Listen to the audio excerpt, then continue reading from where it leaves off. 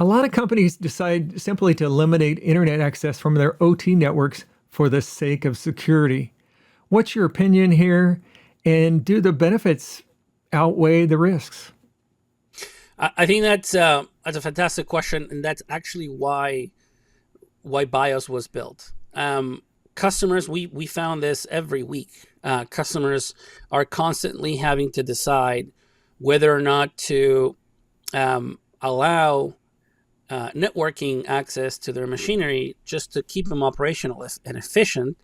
But in doing so, they have to take the risk of exposure, and they have to decide whether to keep them operational but expose them to attacks, or just simply to disconnect and pull the plug. They pull the plug by removing them from internet access, or sometimes they actually pull the plug and leave them completely air gapped just so they can sleep at night. And the reason why BIOS was built is because we simply said there has to be a better way. There has to be a way to get the both of both worlds, to have both benefits, and we've actually accomplished that. When you deploy BIOS, you can simply keep those assets fully air gapped with no access to the LAN, to the internet, they can see each other. However, they can remain fully operational. You have an efficient cross-site management.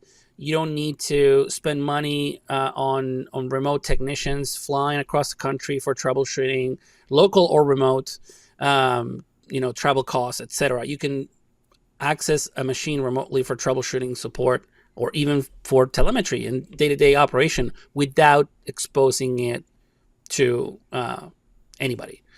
So it's a core value that BIOS offers, and it makes sense. People today are being too aggressive because they think, of course, that that's the only way to get it done. They're being aggressive on their strategies just for the sake of reducing their exposure.